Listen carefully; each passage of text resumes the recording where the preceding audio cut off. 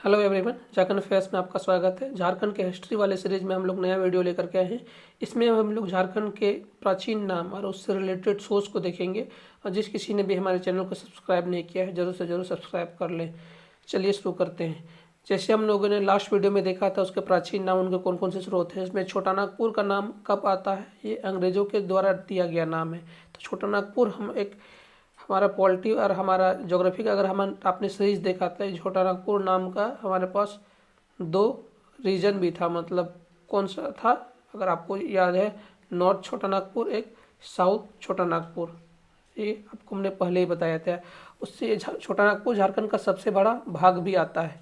अगर हम लोग थोड़ा सा मैप में भी बना करके देखेंगे, हल्का सा रफ मैप बना करके देखते हैं, तो ये वाला एरिया आ जाता है नॉर्थ छोटा नागपुर, ये वाला एरिया आ जाता है साउथ छोटा नागपुर। तो दो डिवीजन भी आ जाते हैं झारखंड के, स्प्लिटेड है, मतलब दोनों मिला अलग अलग हैं। नॉर्थ छोटा नागपुर, साउथ छोटा नागपुर, दोनों को मिला करके हम बोल सकते हैं छोटा नागपुर। तो झारखंड का सबसे बड़ा भूभाग, लगभग ये 50% से ज़्यादा भूभाग आ जाता है इसके अंदर। आपको हमने ये ज्योग्राफी चीज़ें बताते थे। आप हमारा ज्योग्राफी का सीरीज भी देख सकते हैं या फिर हमारा पॉलिटी का सीरीज भी देख सकते हैं। उसके अंदर में छोटा नागपुर झारखंड का सबसे बड़ा भूभाग है। ये नाम किसके द्वारा दिया गया है? ये अंग्रेजों के द्वारा दिया गया नाम है। और फाहियान का जिक्र हमने किया था, ये चीनी यात्री फाहियान, उसके यात्रा वृत्तांत कौन सा है? फो को क्वी। फो को क्वी चाइनीज है, चाइनीज का नाम भी है। सब कुछ चाइनीज अजीबोगरीब भी होता है, तो नाम भी उसका यात्रा वृत्तांत का नाम है फो को क्वी। और उन्होंने छोटा नागपुर पठार का नाम को क्या रखा है? कुक्कड़ लाड़। कुक्कड़ लाड़ नाम याद करना पड़ेगा, क्योंकि ये इम्पोर्टेंट यात्री है। ये जिसने झारखंड क्या नहीं, इन्होंने पूरे देश में अलग अलग नाम दिए हैं। हर यात्रा वृत्तांत में बहुत जगह जिक्र किया, तो जिसमें झारखंड में विषय पूछे जाने के चांसेस बढ़ जाते हैं। फायात उन्होंने फोको की उनके यात्रा वृत्तांत का नाम है छोटा नागपुर पठार। छोटा नागपुर क्षेत्र का नाम क्या लिखा है? कुक्कड़। याद रखिए, कुक्कड़ लाड़। उससे आपका एक छोटा सा ट्रिक जैसा है, कुक्कड़ लाड़, उससे आपको पता चल जाएगा। चीनी यात्री है हैंसांग। हैंसांग की CU की, फाहियान का फोको क्वी, हैंसांग का CU की, उसकी यात्रा वृत्तांत का नाम है। उसने छोटा नागपुर प्रदेश को क्या कहा है? किलोना सु कालाना, कर्ण स्वर्ण। इसका अर्थात मतलब कर्ण स्वर्ण, कर्ण स्वर्ण इसका मतलब हिंदी नाम हो सकता है कर्ण स्वर्ण। किलोना सुकालाना, किलोना सुकालाना। चाइनीज है, अजीबोगरीब नाम होगा। अजीबोगरीब चीज़ खाते भी हैं, अजीबोगरीब नाम रखते भी हैं, अजीबोगरीब नाम सबको दिक्कत करवा देते हैं, कोरोना के जैसा। चलिए, फाहियान में फोकोक्वी और क्या लिखा है? कुक्कड़ लाड़। फाहियान से फोकोक्वी और कुक्कड़ लाड़। ह्वेनसांग से CU की और किलोना शू कालाना, किलोना शू कालाना और कर्ण स्वर्ण। इसका हिंदी नाम कर्ण स्वर्ण हो जाता है। आपको याद रखना पड़ेगा ये, क्योंकि हमारे लिए इंपॉर्टेंट हो जाते हैं दोनों यात्रा। ये इंपॉर्टेंट हो जाते हैं। अगर पूछा जा सकता है तो ये क्वेश्चन ज़्यादा से ज़्यादा चांसेस हैं कि ये JPSC और सचिवालय में ये क्वेश्चन पूछे जा सकते हैं। मध्यकाल में रांची क्षेत्र को कोकर या खोखरा के नाम से जाना जाता है। कोकर नाम का रांची में एक क्षेत्र है, कोकर। रांची आप लोग झारखंड के हैं तो कोकर तो आप लोग जानते हैं, कोकर में एक एरिया है, कोकर एरिया। तो रांची के क्षेत्र को पहले कोकर, कोकरा या खोखरा के नाम से जाना जाता था। कोकरा और या खोखरा के नाम से जाना जाता था मध्यकाल में। और धीरे धीरे उसको रांची के क्षेत्र को, मतलब छोटा नागपुर के क्षेत्र को चूटिया नागपुर, देखिए चूटिया नागपुर, फिर चूटा नागपुर, जो सामान्यतः बाद में छोटा नागपुर से जाने लगा। पहले चूटिया नागपुर, फिर चूटा नागपुर, चूटिया नागपुर से चूटा नागपुर, बाद में फिर छोटा नागपुर में। मतलब हम लोग बोलते हैं नाम को परिवर्तित करते चला गया। पहले चूटिया नागपुर, फिर बाद में छोटा नागपुर, फिर बाद में छोटा नागपुर के नाम जाने लगा। और सबसे पहला नाम ब्रिटिश काल में 1765 और 1833, मतलब 1765 ईस्वी से 1833 ईस्वी तक इस क्षेत्र को छोटा नागपुर नाम प्रयुक्त होता था। मतलब इस नाम से जाना जाता था। कब से कब? 1765 से 1833 तक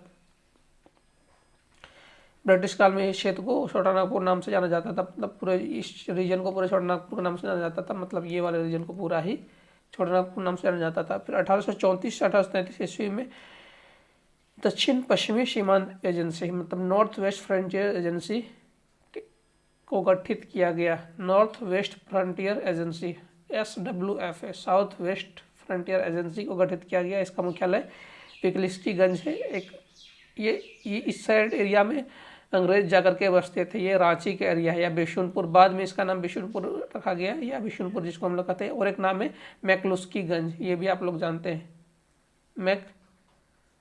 अंग्रेजों का शहर के नाम से जाना जाता है मैकलुस्कीगंज, ये भी रांची में है मैकलुस्कीगंज। यहाँ अंग्रेज बहुत ज़्यादा संख्या में बसे हुए हैं।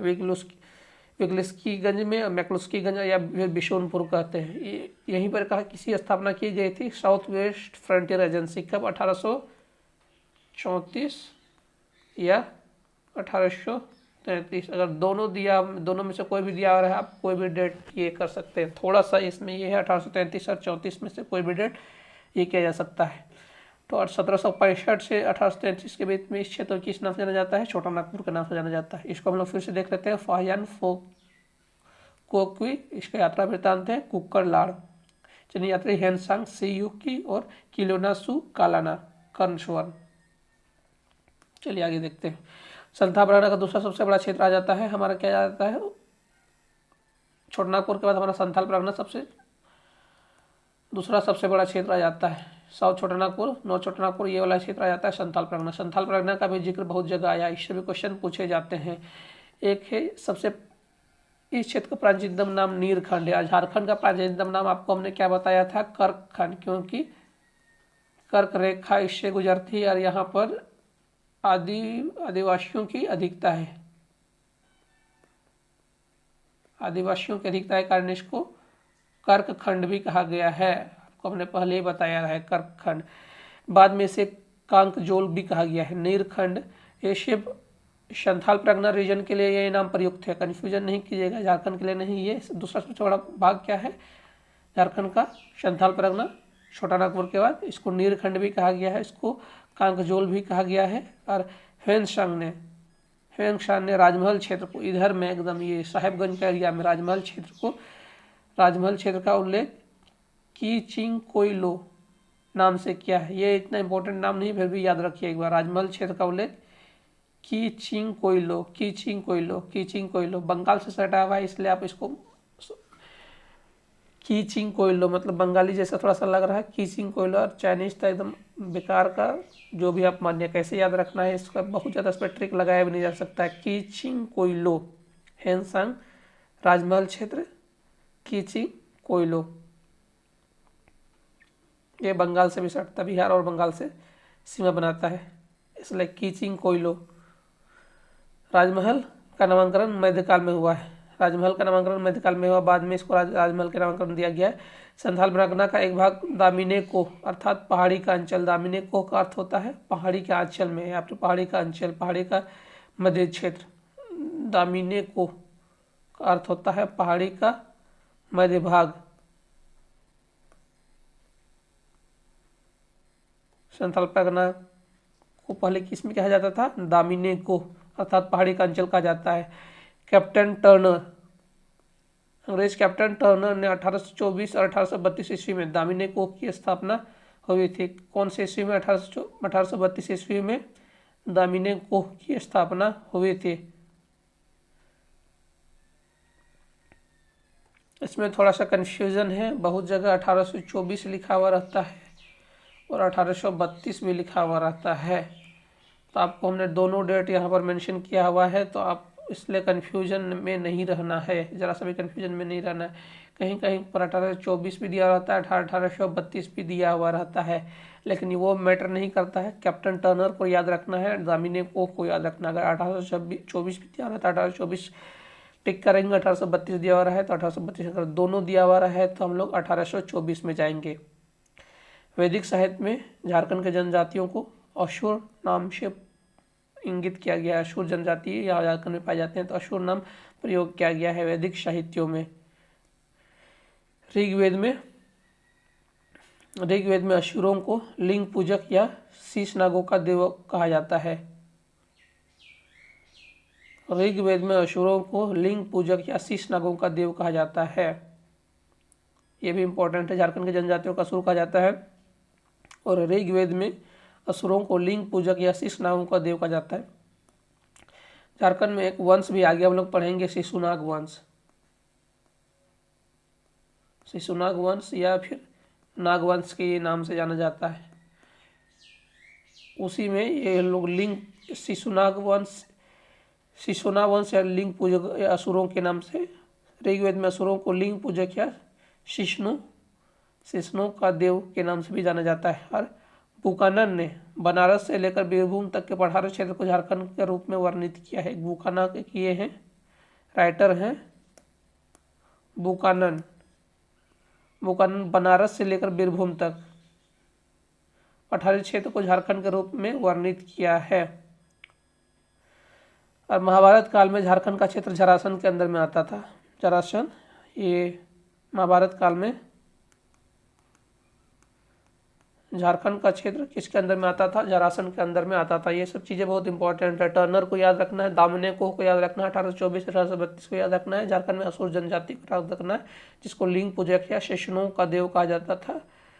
और कांकलोज याद रखना है, नीरखंड याद रखना है, कांकलोज याद रखना है, नीरखंड याद रखना है। और दूसरा सबसे बड़ा भूभाग संथाल परगना याद रखना है। करखंड तो आपको हमने पहले ही बताया जाए था, जो ऊपर आदिवासियों की अधिकता है। बुकानन ने ही बनारस से लेकर के बीरभूम के पठार तक झारखंड की वर्णन किया है। बुकानन, ये भी इम्पोर्टेंट हो जाता है। महाभारत काल में झारखंड किसके अंदर में आता था? जरासन के अंदर में आता था। उसके बाद और एक ट्रिक, ये झारखंड में कौन कौन सी जनजातियों का प्रवेश का क्रम क्या है, इसके लिए एक ट्रिक है, ये भी बहुत इंपॉर्टेंट हो जाता है। झारखंड में जनजातियों का प्रवेश का क्रम कौन कौन से? झारखंड में तो ऐसे लगभग 32 जनजातियाँ हैं, लेकिन उनमें से कुछ महत्वपूर्ण जनजातियों का क्रम आपको एटलीस्ट याद होना चाहिए। तो एक ट्रिक है, असुर की बीबी, असुर की बीबी बीर होर में, बीर मीन्स होता है संथाल में बीर को हम लोग जंगल बोलते हैं। और होर एक होता है, होर मीन्स होता है रास्ता। एक होर मीन्स होता है आदमी, एक होर मीन्स होता है रास्ता। संथाल भाषा में बीर मीन्स होता है जंगल और होर मीन्स होता है रास्ता। तो एक उसी तरह से आप याद रखिए, असुर की बीबी बीर होर में मतलब जंगल के रास्ते में खड़ी है मुंह खोल के। फिर से ये देखिए, असुर की बीबी बीर होर में खड़ी है मुंह खोल के, ठीक ना। असुर की बीबी, असुर की बीबी, बीबी बीर होर में खड़ी है, बीर होर में खड़ी है, बीर होर में खड़ी है मुंह खोल के। और उसको कुछ खाने के लिए नहीं मिलता है तो क्या खा जाती है? चील, सियार और कुत्ता। देखिए, ये किसी को पर्सनली नहीं लेना है। जो झारखंड में असुर जनजाति भी पाई जाती है, उस जनजाति के लोग भी पाए जाते हैं, इसलिए किसी को भी इसको पर्सनली नहीं लेना है। इसको बस एक ट्रिक के बेसिस से याद करने के लिए ट्रिक है। तो इसके लिए अगर किसी को भी पर्सनली नहीं लेना, बस एक किसी को याद करने के लिए हमने एक ट्रिक बनाया है। तो इसलिए अगर किसी को पर्सनली लेने की इसमें ज़रूरत नहीं है। अगर किसी को पर्सनली पहले ही हम माफ़ी मांग लेते हैं, अगर किसी को पर्सनल लग रहा है तो बस एक ट्रिक है याद करने का बेसिस से। असुर की बीबी बीर होर में, बीर मीन्स जंगल होता है संथाल की भाषा में, और होर मीन्स होता है रास्ता। एक होर मीन्स होता है लोग, होर मीन्स होता है लोग, लेकिन होर होर र होता है। होर मीन्स होता है रास्ता। तो असुर की बीबी बीर होर में खड़ी है मुंह खोल के। तो उसको कुछ खाने के लिए नहीं मिलता है तो क्या खा जाती है? चील, सियार और कुत्ता, ठीक ना। असुर मीन्स हम लोग राक्षस मान लेते हैं। अभी के असुर का हम लोग बात नहीं कर रहे, महाभारत काल के असुर की बात कर रहे हैं। अभी भी असुर जनजाति झारखंड में है, तो कोई भी पर्सनली इसको हम लोग नहीं लेंगे। तो चलिए हम लोग शुरू करते हैं। तो सबसे पहला, झारखंड में इस ट्रिक को आप लोग 4 या 5 बार लिखिए, आपको याद हो जाएगा। ABBKMUHCSK, इस तरह से भी आप याद कर रह सकते हैं। लेकिन एक कहानी, थोड़ा सा ये कहानी जो थोड़ा ज़्यादा बेटर, आपको उसको बाद में कन्वर्ट कर सकते हैं अल्फ़ाबेट ट्रिक में भी। असुर की बीबी बीर होर में खड़ी है मुंह खोल के, चील, सियार और कुत्ता। ए से हो जाएगा असुर। असुर झारखंड के प्राचीनतम जनजाति है, सबसे पहले झारखंड में इनका प्रवेश होता है। उसके बाद बीर होर में, बी से बिरजिया, उसके बाद दूसरा बीर होर, के से खड़िया, खड़ी से खड़िया। इनका कैमूर की पहाड़ी, ये बिहार में पाई जाती है। कैमूर की पहाड़ी से छोटानागपुर में प्रवेश करती है, कैमूर की पहाड़ी से छोटानागपुर में प्रवेश करती है। ये कैमूर की पहाड़ी बिहार में पाई जाती है, बिहार में इनका ये है। तो दूसरा कौन कौन सा प्रवेश करती है? दूसरा झारखंड में दूसरे क्रम में है बीरहोर में, बसूर की बीबी बीरहोर में। बीबी से हम लोग, बी से हम लोग क्या लिखेंगे, बिरजिया बीरहोर और खड़िया, बिरजिया बीरहोर और खड़िया। बिरजिया बीरहोर और खड़िया कहाँ से प्रवेश करती है, कैमूर की पहाड़ी से छोटा नागपुर में प्रवेश करती है। कैमूर की पहाड़ी से छोटा नागपुर में प्रवेश करेंगे, इधर से कैमूर की पहाड़ी से होकर के छोटा नागपुर में प्रवेश करेंगे। कौन सा छोटा नागपुर में, नॉर्थ छोटा नागपुर से प्रवेश करेंगे। उसके बाद मुँह, एम से हो जाएगा मुंडा, यू से हो जाएगा उराव, एच से हो जाएगा हो, मुंडा उराव और हो। उराव झारखंड और राजमहल के पर ये हो जाएंगे मुंडा, एम से मुंडा, यू से उराव, एच से हो। उराव झारखंड के राजमहल क्षेत्र में, इधर वाले क्षेत्र में राजमहल से साहिबगंज के क्षेत्र में, और पलामू नामक 2 शाखाओं में बसे हैं। उराव की 2 शाखा है, इसको हम लोग बाद नहीं पढ़ेंगे अभी, बस पलामू नामक उंडा ये है, इधर में राजमहल की शाखा है, इधर पलामू की शाखा है। मुंडा, उराव और हो ये 3, उसके बाद आए हैं पहले अशूर, बिरजिया बीरहोर और खड़िया, उसके बाद मुंडा उराव और हो। और उराव की 2 शाखा है, एक इधर की शाखा है राजमहल की शाखा है, एक पलामू की शाखा है। उसके बाद उसका चील, सियार और कुत्ता को खा जाती है। सी से हम लोग क्या रखेंगे, चील से चेरो, उसके बाद एस से संथाल, के से खड़िया। चेरो, संथाल और खड़िया, चेरो, संथाल और खड़िया का आगमन झारखंड में सबसे बाद में हुआ, 1000 ईसा पूर्व के आसपास में हुआ है। इस ट्रिक को आपको याद रखना है, सीक्वेंस से क्वेश्चन पूछे जाते हैं, और इसको याद करने का दूसरा कोई आप कन्फर्मली ट्रिक के बिना आप इसको याद कर ही नहीं सकते हैं, आपको ट्रिक लगाना ही पड़ेगा। तो यही एक ट्रिक बचता है, और ये सबसे महत्वपूर्ण जनजाति है झारखंड की, यही महत्वपूर्ण। ऐसे तो झारखंड में 32 जनजाति है, 32 के 32 हम लोग नहीं याद कर सकते हैं, लेकिन जो इंपॉर्टेंट है उसका क्रम आपको याद रखना चाहिए। असूर की बीबी बीरहोर में खड़ी है, बीर मीन्स जंगल, होर मीन्स रास्ता में खड़ी है, मुंह खोल के, MUH, एम से मुंडा, यू से उराव, एच से हो। उसके बाद क्या खा जाती है, चील, सियार और कुत्ता। चे से चेरो, सी से चेरो, एस से संथाल, के से खड़िया। उराव की 2 शाखा है, एक राजमहल की पहाड़ी में है, एक पलामू में है। तो ये सब चीज़ें हम लोग बाद में भी देखेंगे, ये एक ट्रिक आपके लिए बहुत इंपॉर्टेंट है। तो इस वीडियो को हम लोग यही समाप्त करते हैं, हमारा वीडियो लंबा हो जा रहा है। तो इसमें जो हम लोगों ने अशूर शब्द का प्रयोग किया है, इसमें कुछ शब्द थोड़ा सा अटपटा आप लोगों को लग रहा है, इसके लिए हम लोग माफ़ी चाहेंगे, लेकिन ट्रिक के बिना आप लोग याद नहीं कर सकते हैं। तो इस वीडियो को ज़्यादा से ज़्यादा लाइक, शेयर और सब्सक्राइब कर दें, और हमारे साथ जुड़े रहने के लिए आपका बहुत बहुत धन्यवाद। प्लीज़ हमारे चैनल को लाइक, शेयर और अपने दोस्तों के बीच शेयर, और हमारे चैनल को जरूर से जरूर सब्सक्राइब कर दें। इस वीडियो को देखने के लिए आपका बहुत बहुत धन्यवाद।